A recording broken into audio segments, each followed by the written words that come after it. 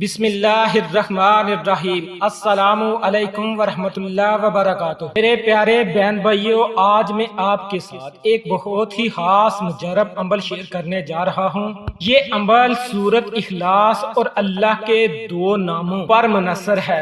یہ ایسا خاص عمل ہے کہ اس کو کرنے کے ساتھ ہی ایسے معجزات ہوں گے کہ پہاڑ جیسی مشکلات بھی ختم ہو جائیں گی۔ آج ماہ رمضان کے اس بابرکت دن میں رب کعبہ کے یہ دو نام بتائے گئے طریقے سے صرف 10 بار پڑھ لیجئے گا۔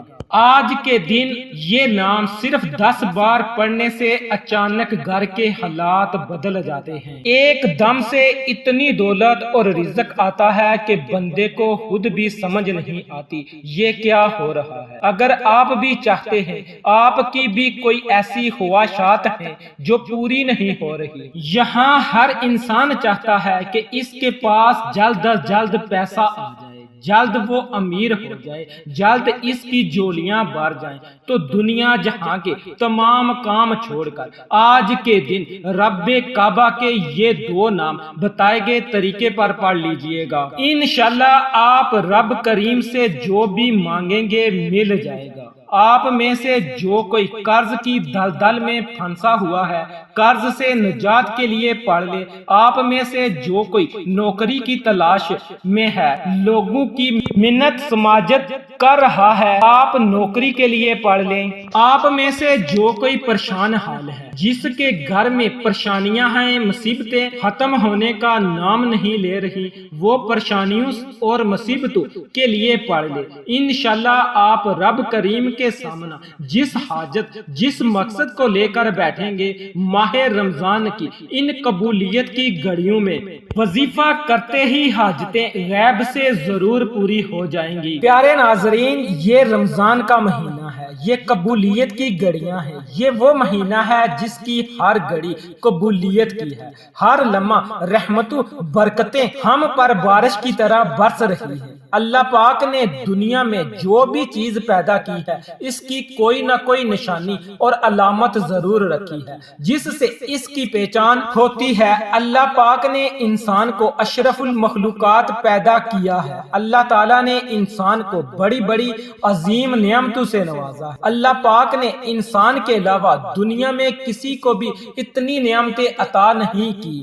ہم اللہ پاک کی اشرف المخلوق ہونے کے ناطے نیک کام کرتے ہیں تو کبھی کبھی ہمارے ذہن میں یہ سوال بھی پیدا ہوتا ہے کہ ہم اللہ کی عبادت تو کرتے ہیں، صدقہ و خیرات بھی کرتے ہیں، روزے رکھتے ہیں، عمرہ اور حج بھی کرتے ہیں، لیکن اللہ پاک ہم سے راضی ہوا یا نہیں؟ آئیے ناظرین، صحیح روایات اور حدیث کی روشنی میں ہم اللہ کے راضی ہونے کی کچھ نشانیوں سے آپ کو آگاہ کرتے ہیں، جن کو سن کے انسان مطمئن ہو سکتا ہے کہ اس کا رب اس انسان سے راضی ہے یا نہیں۔ نمبر 1، اللہ تعالیٰ کی اطاعت میں لطف۔ اللہ پاک نے ارشاد فرمایا، جب تم یہ پاؤ کہ میں اپنے بندے کو اپنی اطاعت و بندگی کے لیے آمادہ کر رہا ہوں اور اس کو گناہوں سے دور کر رہا ہوں، تو یہی میری اس سے خوش اور راضی ہونے کی نشانی ہے۔ یعنی اللہ پاک کی کسی بندے سے راضی ہونے کی سب سے پہلی اور بڑی نشانی یہ ہے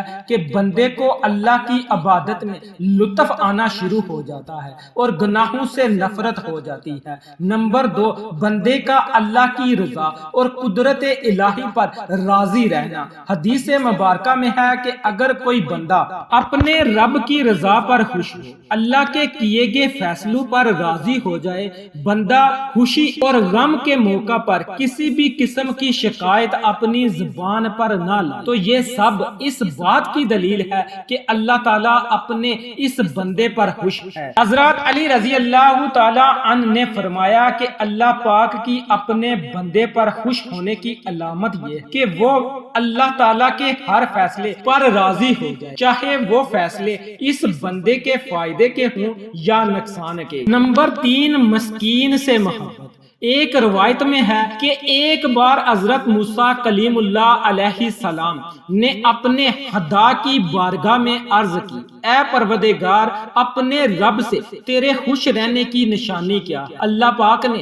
حضرت موسیٰ علیہ السلام پر وحی نازل فرمائی، اے موسیٰ جب تم اپنے دل میں مسکین کی محبت پر ظالمین سے نفرت کو محسوس کرو تو سمجھ لینا کہ ہم راضی ہیں۔ نمبر 4، اللہ کی خوشی پیاری یا بندوں کی؟ اس دنیا میں ایسے لوگ اپنے آپ کو پکا اور سچا مومن مانتے ہیں جو زندگی میں لوگوں کی رضا کو اپنے رب کی خوشی اور رضا پر ترجیح دیتے۔ ایسے لوگوں کو یہ بات ذہن نشین کر لینی چاہیے کہ اپنے آپ پر غرور کرنا کہ میں سچا اور پکا مومن ہوں، یہ بات ان کے ایمان کو کمزور کر دیتی ہے۔ اللہ پاک بھی ایسے بندے پر ناراض ہو جاتا ہے جس کی وجہ سے یہ بندہ اپنے رب کی رحمتوں سے دور ہو جاتا ہے۔ انسان کو اس نقطہ پر توجہ دلانے کے لیے بے شمار روایات ہیں۔ حضرت امام صادق سے اس معاملے میں بہترین روایت کچھ اس طرح سے ہیں، تم کسی کو خوش کرنے کی خاطر اپنے رب کے غضب کو مشتعل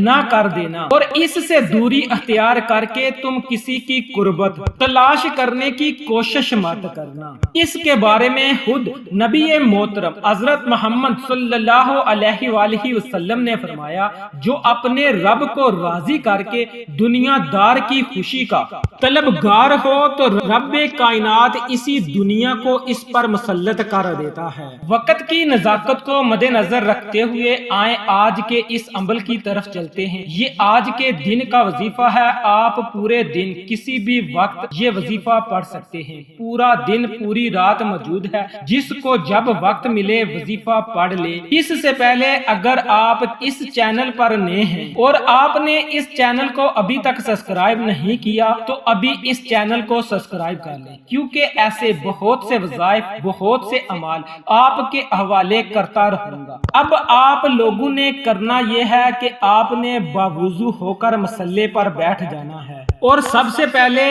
نبی کریم صلی اللہ علیہ وآلہ وسلم کی ذات پاک پر درود پاک پڑھنا ہے۔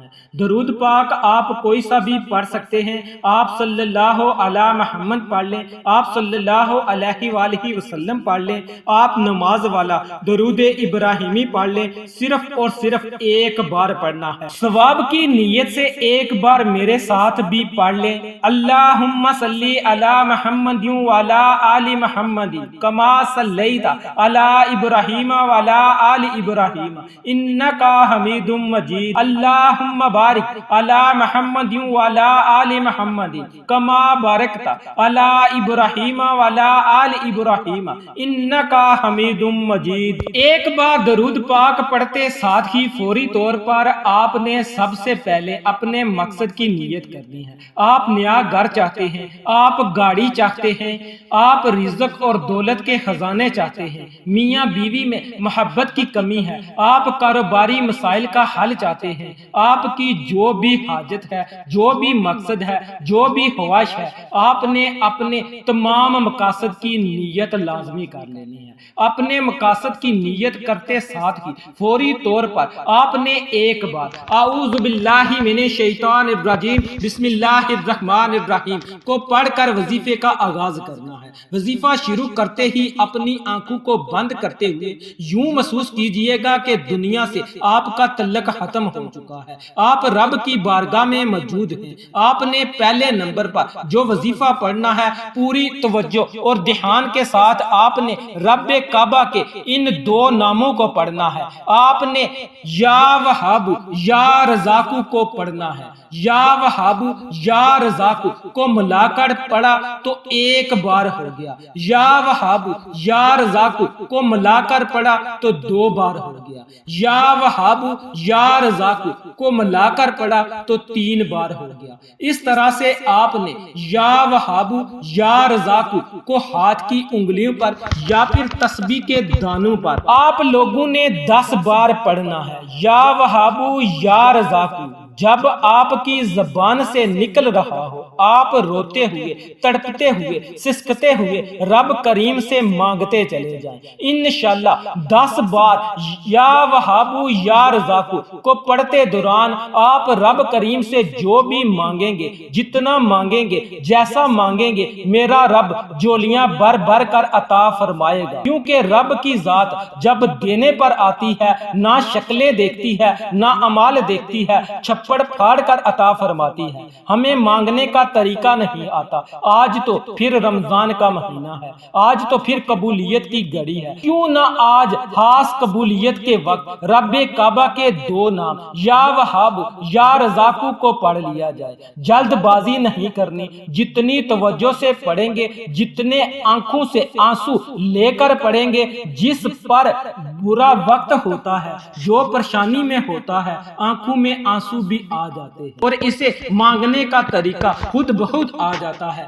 آپ نے صرف 10 بار یا وہاب یا رزاق پڑھ کر رب کریم سے مانگنا ہے، انشاءاللہ میرا رب بہتر نہیں بہترین سے نوازے گا، منہ سے نکلی ہر بات پوری ہو جائے گی۔ 10 بار یا وہابو یا رزاقو کو پڑھنے کے بعد دوسرے نمبر پر آپ نے جو وظیفہ پڑھنا ہے، آپ نے سورۃ اخلاص سے پڑھنی ہے۔ بسم اللہ الرحمن الرحیم، قل هو اللہ احد اللہ الصمد لم یلد ولم یولد ولم یکن لہ کفوا احد۔ سورۃ اخلاص ایک بار پڑھنے سے 1/3 قرآن کا ثواب ملتا ہے، 3 بار سورۃ اخلاص پڑھنے سے مکمل قرآن مجید کا ثواب ملتا ہے۔ اللہ تعالیٰ 10 بار یا وہابو یا رزاقو کو پڑھنے کے بعد بتائے گئے طریقے اور ترتیب سے پڑھنے کے بعد آپ نے صرف اور صرف 3 بار سورۃ اخلاص پڑھنی ہے۔ سورۃ اخلاص رب کی وحدانیت کو بیان کرتی ہے، اور جب رمضان کے مہینے میں خاص قبولیت کی گھڑی میں سورۃ اخلاص کو پڑھا جاتا ہے، پھر مانگنے والے کو مانگنا نہیں پڑتا، چل کر آپ کے پاس آتا ہے۔ 3 بار سورۃ اخلاص پڑھتے ہی آخر میں تیسرے نمبر پر آپ نے استغفر اللہ استغفر اللہ استغفر اللہ کو 11 بار پڑھنا ہے۔ استغفر اللہ کو 11 بار پڑھنا یہ عمل کی شرط ہے، کیونکہ بعض اوقات انسان کے گناہوں کی پکڑ کی وجہ سے نہ وظائف کا فائدہ ہوتا ہے نہ دعائیں قبول ہوتی ہیں۔ آپ نے 11 بار استغفر اللہ پڑھ کر کبیرہ صغیرہ گناہوں کی سچی توبہ کرنی ہے۔ پھر آخر میں اتنا ہی درود پاک لازمی پڑھنا ہے جتنا آپ نے عمل کے شروع میں پڑھا تھا۔ اب رب کے انعامات لینے کا وقت ہے، اب رب راضی ہے، آپ صدا لگا کر جو بھی مانگیں گے ملتا جائے گا۔ محمد مصطفیٰ صلی اللہ علیہ وآلہ وسلم کے وسیلے سے مانگیے گا، مانگتے وقت تصور میں یوں محسوس کیجئے آپ کی ہر حاجت پوری ہوگی۔ کیوں کوئی بھی عمل کرے تو خالص نیت کے ساتھ کرے، عمل کرنے کے بعد اللہ تعالیٰ سے خلوص نیت کے ساتھ دعا مانگے، اور خلوص نیت کے ساتھ مانگی گئی دعا اللہ کے ہاں قبول ہوتی ہے۔ دعا ہے کہ رب کریم جو مانگا مقدر فرمائے، جو نہیں مانگ سکے بن مانگے عطا فرمائے۔ محترم ناظرین، اللہ کے 99 ناموں میں سے ایک نام کمنٹس باکس میں ضرور شیئر کیجئے گا۔ اللہ تعالی ہم سب کا حامی و ناصر ہو، آمین ثم آمین یا رب العالمین۔